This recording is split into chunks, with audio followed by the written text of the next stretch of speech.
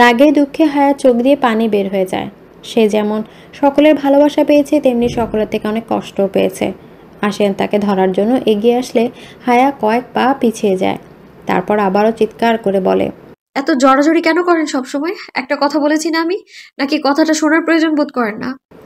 ASEAN পুনরায় তার কাছে এগিয়ে আসতে আসতে বলে, আমি শুনছি তো তোমার সব কথা, তোমার যত অভিযোগ আছে করো, সমস্যা নেই, কিন্তু একটু শান্ত হও। শরীর খারাপ তো তোমার, বসে কথা বলো, আমি শুনছি।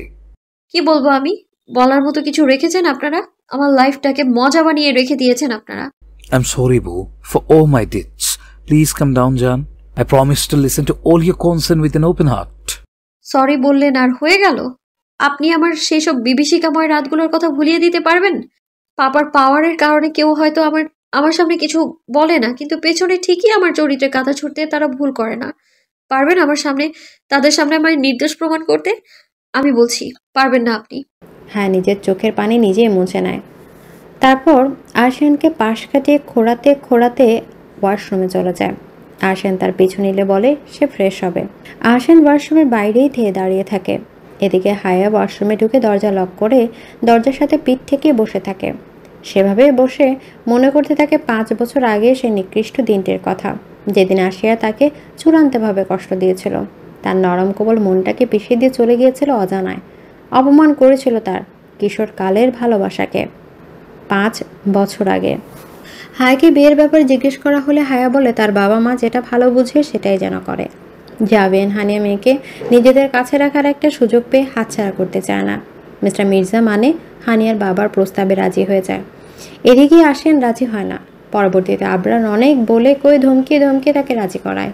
সিদ্ধান্ত নেওয়া হয় বিয়ের কথাটা আপাতত নিজেদের মধ্যে থাকবে। বিয়েতে শুধুমাত্র আত্মীয়দের আমন্ত্রণ করা হবে। হ্যাঁ, প্রাপ্তবয়স্ক হওয়ার পর অনুষ্ঠান করে সকলকে জানানো হবে।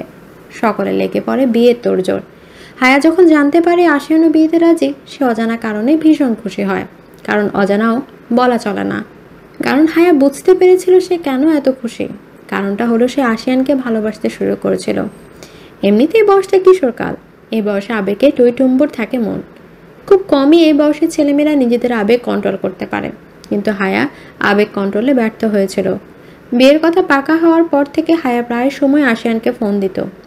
আশিয়ানের মনে তখন হায়ার জন্য কোনো অনুভূতি ছিল না। সে তখনও হায়াকে দেখতে পারত না। হায়া ফোন দিলেই আশিয়ান ধমকে ধমকে ফোন কেটে দিত। তখন আর এই অনুভূতির কথা জানতো আদিবা। কয়েক মাসের ছোট বড় তারা, তাই অনেকটা বেস্ট ফ্রেন্ডদের মতোই। আদিবার পিড়িতে তাদের বিয়ের আগের দিন হায়া নিজের মনের কথা জানিয়ে দেয় আশিয়ানকে। আশিয়ান জবাবে চুপ ছিল। ইতিবাচক এবং নেতিবাচক কোনো উত্তরই সে দেয়নি সেদিন। বিয়ের দিন হায়া যখন বধূ বেশে আশিয়ানের জন্য অপেক্ষা করছিল, তখন আশিয়ান কাউকে না জানিয়ে উড়াল দেয় লন্ডন।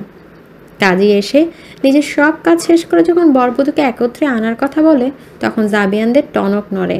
কারণ আশিয়ানরা তখন এসে পৌঁছায়নি।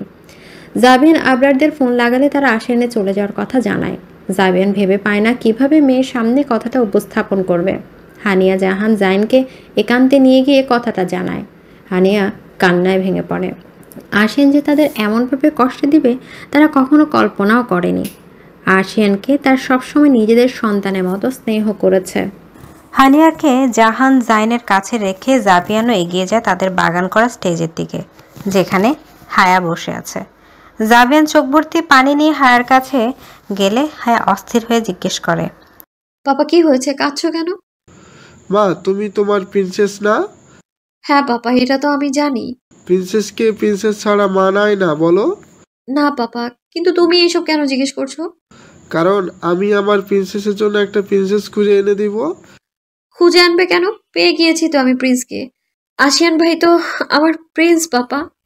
না মা, সে তোমার প্রিন্স না। He is devil and card. কি বলছো তুমি বাবা এসব? অবাক হয়ে কথাটা জিজ্ঞেস করে হায়া। জাবিয়ান উত্তরে বলে, হ্যাঁ মা, সে কার্ডের মতো পালিয়ে গিয়েছে। হ্যাঁ মা, সে কার্ডের মতো পালিয়ে গিয়েছে। পালিয়ে গিয়েছে মানে? সে তোমার বিয়ে করবে না বলে কাউকে না জানিয়ে লন্ডনে চলে গিয়েছে মা। জাবিনের কথা হইচই শুরু হয়ে যায়। তাদের আপন জনেরাই হায়াকে নানা ধরনের বাজে কথা বলতে শুরু করে। হায়া আশিয়ানের এমন কাজ আর আশেপাশের লোকদের বাজে কথা সহ্য করতে না পেরে অজ্ঞান হয়ে ঢলে পড়ে। জাবিয়ান মেয়েকে নিজের বুকে আগলে নেয়।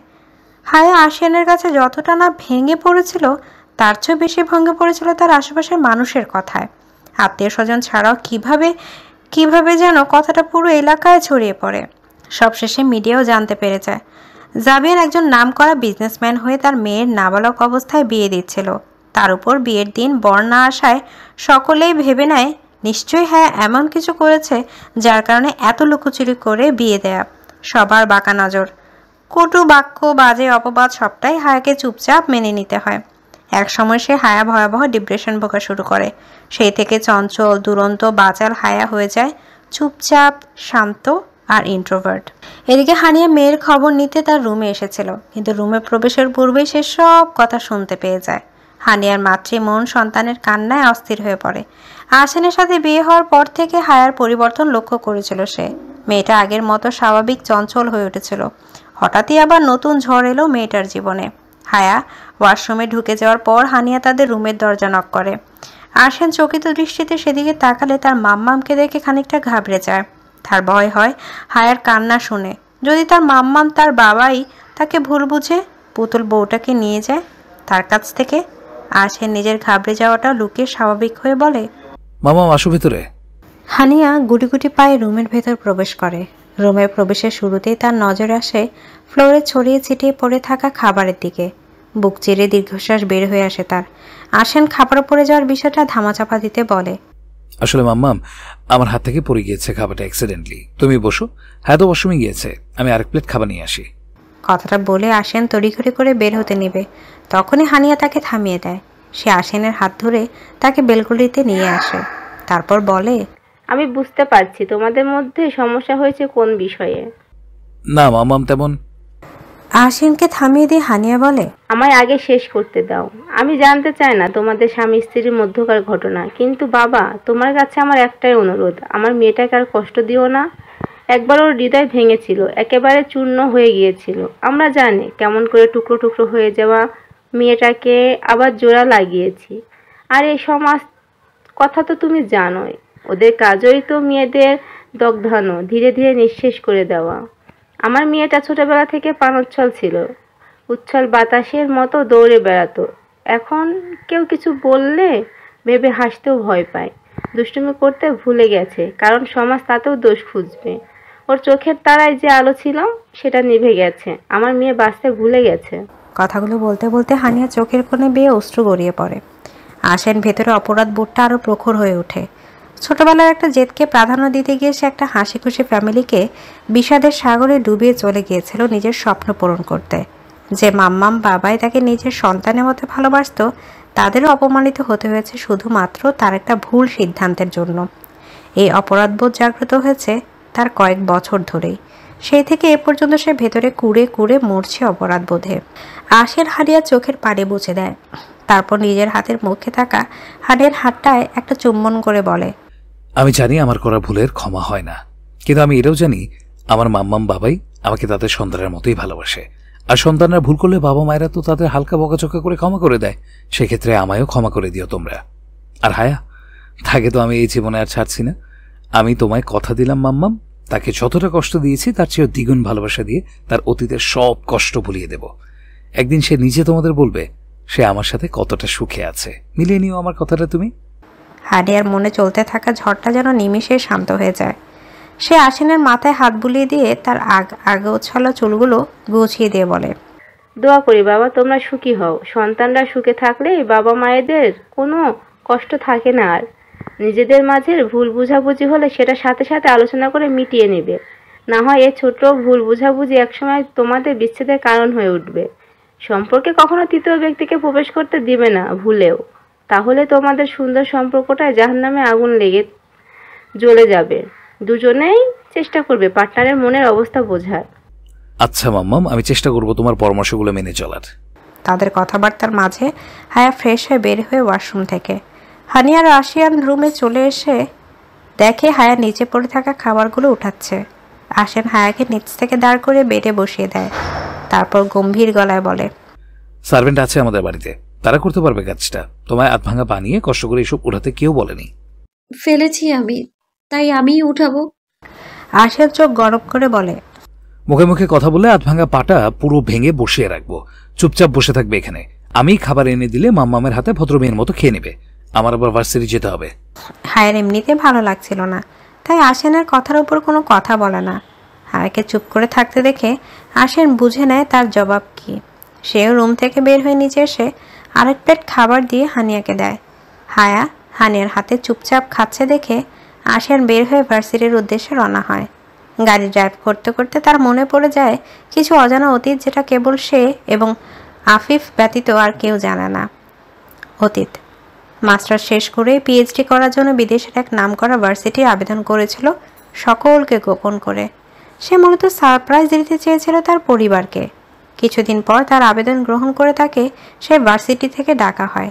সেই কথাটা জানানোর আগেই তার দাদু অর্থাৎ মিস্টার মির্জা তার আর হায়ার বিয়ের কথা উঠায়।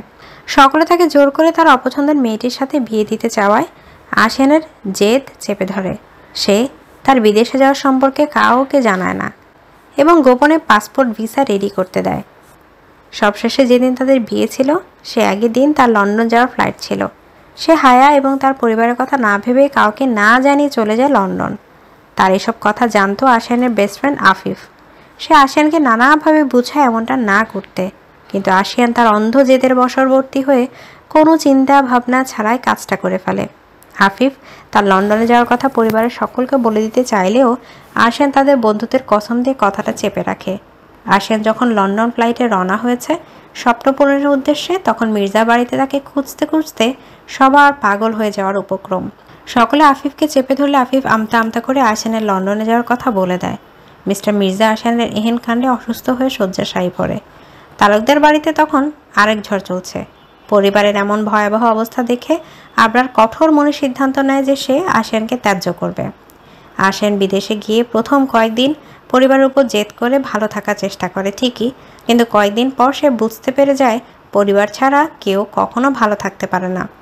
সে আফিফের মাধ্যমে পরিবারের খবর জানতে পারলে সে আরও বিচলিত হয়ে পড়ে। সেখানে যাওয়ার 6 মাস পর সে বাড়িতে ফোন করে। স্পর্শ মা হয়ে প্রথম কথা বলেনি। আশিয়ানের কণ্ঠ শুনলে ফোন কেটে দিত। তারপর একটা সময় তার মুখ ফিরিয়ে রাখতে পারে না সন্তান থেকে। একটা মাত্র সন্তান হওয়ায় সে তার মায়ের বেশি প্রিয় ছিল, কিন্তু আবরা তার জেদে অটল ছিল। সে প্রায় 2 বছর আশিয়ানের সাথে কোনো কথা বলেনি। আশিয়ান জাবিয়ান হানিয়াকেও ফোন করে তাদের থেকে মাফ চায় এমন কাজ করার জন্য। হায়ার সাথে কথা বলতে চাইলে জাবিয়ান তাকে নিষেধ করে এ বিষয়ে তার সাথে কথা বলার জন্য। আশিয়ান আফিফের মাধ্যমে ইতিমধ্যে জানতে পেরেছিল হায়ার কথা। কেটে যায় 2 বছর। একদিন একটা ফ্যামিলি গেট টুগেদারের ছবিতে সকলের সাথে হাস্যোজ্জ্বল হায়াকে দেখে আশিয়ান প্রথমবারের মতো থমকে যায়। হায়ার মলিন মুখে জোড়া তালির হাসিটা আশিয়ানের মন কেড়ে নেয়। এর আগে সে হায়ার জন্য কিছু ফিল না করলেও সেদিন থেকে ফিল করা শুরু করে। সে পোস্টটা ছিল আদিবার। সে আদিবার কাছ থেকে হায়ার আইডিটা নেয়। দোনামোনা করতে করতে একসময় রিকোয়েস্ট পাঠালেও হায়া তার রিকোয়েস্ট অ্যাকসেপ্ট করে না। মেসেজ দিলে রিপ্লাই তো করেই না, বরঞ্চ আশিয়ানকে ব্লক করে দেয়। আশিয়ানের যে চেপে বসে হায়ার সাথে কথা বলার। সে একটা ফেক আইডি খুলে মেয়ের নাম দিয়ে সে আইডি দিয়ে রিকোয়েস্ট পাঠালে হায়া অ্যাকসেপ্টও করে। এরপর থেকে সে আগবাড়ি হায়ার সাথে প্রায় কথা বলতো। হায়া তাকে মেয়ে ভেবে কথা বলতো, অনেক কিছুই শেয়ার করত। একদিন আশিয়ান সাহস করে হায়াকে জিজ্ঞেস করে, তুমি কি কাউকে ভালোবাসো বা পছন্দ করো হায়া? প্রশ্ন শুনে হায়া কিছু সময়ের জন্য থমকে গিয়েছিল। ভালো তো বেসেছিল একজনকে, নিজের কিশোরী বয়সের আবেগকে ভালোবাসা ভেবে বলেও দিয়েছিল মনের কথা। তারপর কি হলো? সে তাকে বিশ্রীভাবে প্রত্যাখ্যান করে, ভরা বিয়ের আসরে ফেলে চলে গিয়েছিল তাকে ছেড়ে। হায়া একটা দীর্ঘশ্বাস নিয়ে বলে, কথাটা শুনে আশিয়ান মিশ্র অনুভূতি হয়। সে কথাটা আরেকটু বাড়াতে চাইলে হায়া কথা কাটিয়ে দিয়ে অন্য কথায় চলে যায়।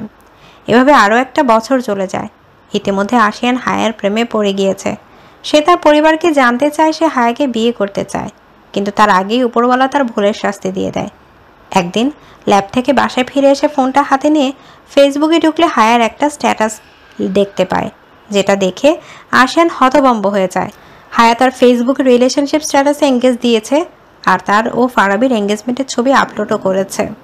একদিন ল্যাব থেকে বাসায় ফিরে এসে ফোনটা হাতে নিয়ে ফেসবুকে ঢুকলে হায়ার একটা স্ট্যাটাস দেখতে পায়, যেটা দেখে আশিয়ান হতভম্ব হয়ে যায়।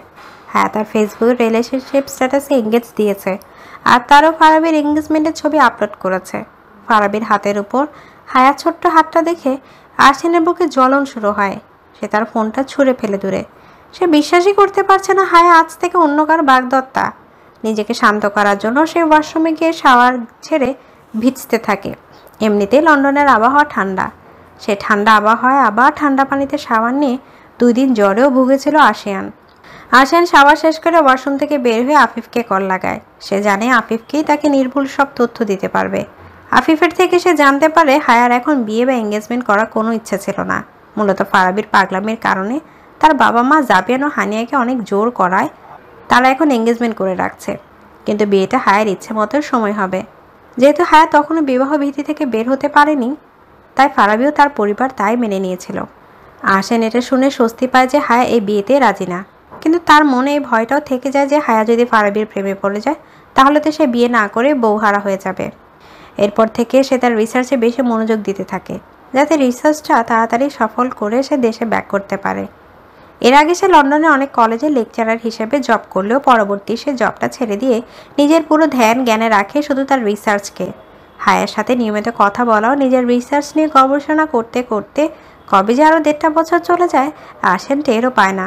তার রিসার্চ খুব ভালোভাবে সফল হয় এবং সে সকলের কাছে বেশ প্রশংসিত হয়। এবার পালা দেশে ফিরে তার না হওয়া বউকে বিয়ে করার। আশান যেভাবে বউকে না জানিয়ে চলে গিয়েছিল দূর দেশে, সেভাবে সে না জানিয়ে পুনরায় ফিরে আসে। আশান আর হায়ার বিয়ের 6 মাস আগে সে দেশে ফিরে। হায়া কিন্তু তখনও আশানকে দেখেনি। আশান জানে যে এই ভুলটা করেছে তার কোনো ক্ষমা হয় না, কিন্তু সে আগের বিষয়টা নিয়ে মন থেকে অনুতপ্ত এবং এবার সে হায়াকে মন থেকে নিজের বউ হিসেবে মেনে নিতে চায়। সে হায়ার কাছাকাছি থাকার জন্য হায়ার ভার্সিটির সহকারী অধ্যাপক হিসেবে যোগদান করে। প্রথম দিন আশিয়ানকে দেখে হায়া ভেতরে ভেতরে রাগে ক্ষোভে ফেটে পড়লেও তার বাহিরটা ছিল বরাবরের মতো শান্ত। সে আশিয়ানকে শুধু তার শিক্ষক ব্যতীত আর কিছুই মনে করত না। আশিয়ান দেশে আসার পর একদিনও হায়া মির্জা বাড়িতে যায়নি। একদিন আশিয়ান ক্লাস শেষ করে টিচার্স রুমের দিকে যাচ্ছিল, তখনই তার নজর পড়ে ফারাবির কোনো একটা বিষয় নিয়ে হায়ার সাথে ঝামেলা করছে। এক পর্যায়ে ফারাবি হায়ার হাত ধরে টানাটানি শুরু করলে তার মেজাজ গরম হয়ে যায়। সে দ্রুত সেখানে তাদের কাছে গিয়ে জিজ্ঞেস করে, এখানে কি হচ্ছে? আশিয়ানের এমন অপ্রত্যাশিত আগমনে হায়া ফারাবি দুজনেই অবাক হয়ে যায়। ফারাবি কিছু বলার আগে হায়া শক্ত গলায় বলে, কিছু না স্যার, আমাদের পার্সোনাল ম্যাটার, তাই আপনাকে জানাতে চাচ্ছিলাম না। হায়ার কথাটা শুনে আশিয়ানের চোয়াল শক্ত হয়ে ওঠে। সে হায়াকে প্রতিউত্তরে কিছু বলবে তার আগে হায়া ফারাবির হাত টানতে টানতে তার সামনে থেকে চলে যায়। সেদিনই আশিয়ান ঠিক করে নেয় সে যেভাবেই হোক হায়াকেই বিয়ে করবে। তার কিছুদিন পরে শুনতে পায় হায়া আর ফারাবির বিয়ে। আশিয়ান এমন সংবাদ শুনে বিচলিত না হয়ে ঠান্ডা মাথায় আফিফের সাথে প্ল্যান করে কিভাবে ফারাবিকে সরিয়ে আশিয়ান বর হবে। আফিফ তাকে এমন কাজে সাহায্য করতে চায় না, কিন্তু আশিয়ান যেন তেনভাবে তাকে রাজি করিয়ে নেয়। প্ল্যান অনুযায়ী বিয়ের দিন ফারাবির এসএসসি পড়ুয়া বোনকে তারা কিডন্যাপ করায়, আর ফারাবিও তার পরিবারকে হুমকি দেয় তারা যাতে বিয়েতে না যায়। ফারাবির পরিবার নিজেদের মেয়েকে বাঁচাতে বিয়ের দিন আসে না। এদিকে দ্বিতীয়বার মেয়ের বিয়ে ভেঙে যাচ্ছে দেখে জাবিয়ান না পেয়ে আশিয়ানদের কাছে হায়ার বিয়ের প্রস্তাব রাখে। আশিয়ান এমন সুযোগ হাতে পেয়ে তার চট জলদি লুফে নেয়। হায়া এমন কথা শুনে বলেছিল, আমি সারা জীবন কুমারী থাকবো, কিন্তু তাও এই লোকের সাথে বিয়ে করব না। তোমরা আমায় বারবার বিয়ে নিয়ে এত চাপ দিও না প্লিজ। কিন্তু সেদিন তার কথা কেউ শোনেনি। সবাই নানাভাবে বোঝানোর পরও যখন হায়া রাজি হচ্ছিল না, তখন জাবিয়ানের হায়াকে নিজের কসম দেয় বিয়েটা করার জন্য। জাবিয়ান যেমন মেয়ে অন্তঃপ্রাণ, হায়াও তেমন বাবা পাগল। সেদিন বাবার কসমের কারণেই হায়া বিয়েটা করেছিল। আশিয়ান তারও হায়ার বিয়ের 2 দিন পরই ফারাবির বোনকে ছেড়ে দিয়েছিল। তার এসব অবকর্মের কথা আফিফ ব্যতীত আর কেউ জানে না। বর্তমান আশিয়ান গাড়ি চালাতে চালাতে বিড়বিড়িয়ে বলে, তোমায় বাবার তৃষ্ণায় যদি নিজেকে হারিয়ে ফেলতে হয় তাও রাজি আমি। পৃথিবী জ্বালিয়ে ছাই করে দিলেও শেষ ছাইও খুঁজে নেব তোমায় আমি, কারণ আমার সব শেষ, সব শুরু তুমি, শুধুই তুমি। রাহাতের হাতে ঘড়িটা পরিয়ে দিয়ে মুনতাহা একটু পেছনে সরে দাঁড়ায়। রাহাত শেষবারের মতো চলে চিরুনি চালিয়ে দিয়ে মুনতাহার মুখোমুখি হয়ে দাঁড়িয়ে বলে, মেয়েটার তো বয়স কম হলো না, ইদানিং ওর বিয়ে নিয়ে ভাবছি।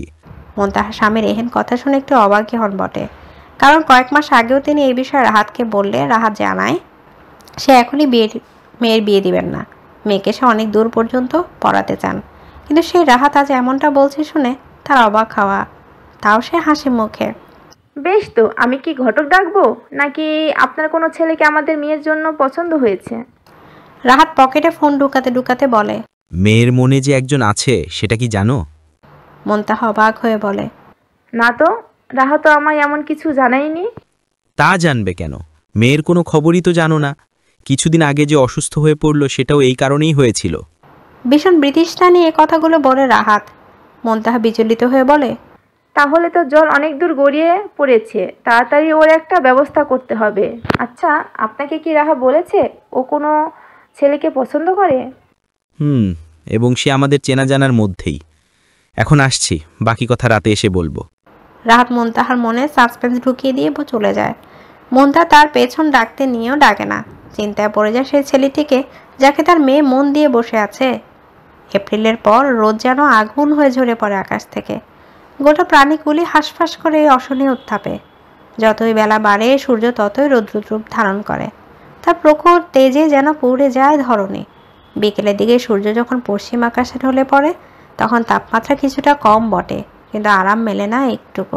সূর্য অস্তে গেলেও বাতাসে জমে থাকে এক ধরনের ভ্যাবসা ক্লান্তি। শরীর মনের উপর যেন চেপে বসে এক অদৃশ্য ভার।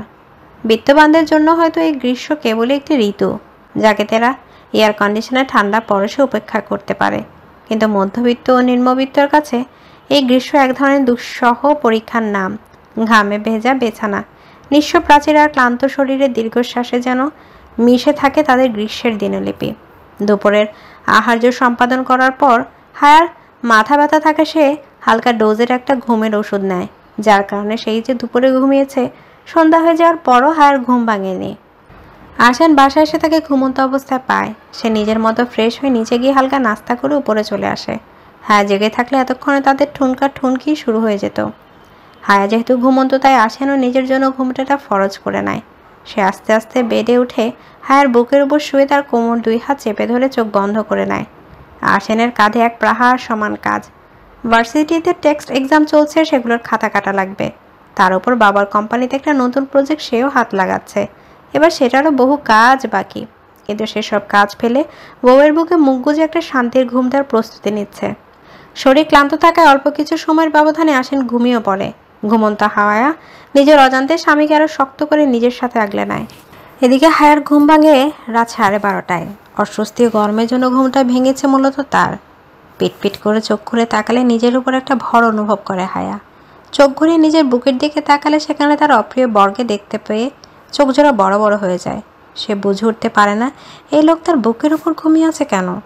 সে আলতো করে ধাক্কাতে ধাক্কাতে আশানকে ডাকতে থাকে। এই শুনছেন? এই আসিয়ান ভাই, ওঠেন ওঠেন, উপর থেকে বালিশে গিয়ে শুয়ে পড়ুন। ধুর, আটার বস্তা। অনবরত ধাক্কা ধাক্কি ও ডাকাডাকিতে আশানের সাদের ঘুমটা ভেঙে যায়। সে ঘুমো ঘুমো কণ্ঠে বলে, কি হয়েছে বউ, ডাকছো কেন এই মাঝরাতে? আশানের ঘুম জড়ানো কণ্ঠ শুনে হায়ার কিছু একটা হয়ে যায়। কেমন ঘোর লাগানো কণ্ঠ আশিয়ানের। হায়া একটা ফাঁকা ঢোক গিলে বলে, নিজের জায়গায় গিয়ে শুয়ে পড়ুন, আমি তো আপনার ভাড়ে চ্যাপটা হয়ে গেলাম রে ভাই। আশানের ঘুমটা পুরোপুরি ছেড়ে যায় হায়ার কথা শুনে। সে আস্তে আস্তে হায়ার বুক থেকে মাথা উঠিয়ে তার দিকে তাকায়। ব্যালকনির দরজা খোলা থাকায় সেখান দিয়ে আসা আলোয় সে বেশ ভালো মতোই হায়াকে দেখতে পারে। অনেক সময় ঘুমানোর কারণে হায়ার মুখটা ফুলে টমেটো হয়ে রয়েছে। হালকা তৈলাক্ত মুখটা আশিয়ানকে প্রচণ্ড আকৃষ্ট করেছে। মন চাইছে মেয়েটাকে নিয়ে ডুব দিতে ভালোবাসার দুনিয়ায়। আদরে আদরে ভরিয়ে দিতে ইচ্ছে করছে তার হায়াকে। নিজেকে কন্ট্রোল করতে না পেরে আশিয়ান হুট করে হায়ার দুই গাল চেপে ধরে তার কপালে মাঝখানে নিজের ওষ্ঠের উষ্ণ স্পর্শ এঁকে দেয়। কোনো তাড়াহুড়া ছাড়াই বেশ খানিকটা সময় নিয়ে সে কাজটা করে। আকস্মিক এমন আক্রমণে হায়া কিছুটা ভরকে যায়। সে নিজের চোখ জোড়া খিচে বন্ধ করে নিয়ে আশিয়ানের বক্ষে তল পড়ে থাকে। আশিয়ান নিজের মনকে শান্ত করে হায়ার কপাল থেকে ওষ্ঠ সরিয়ে আনে। তারপর ডান গাল থেকে হাত সরিয়ে সেখানটায় মুখ ডুবিয়ে ঠেয়ে এসে চুমু দেয়।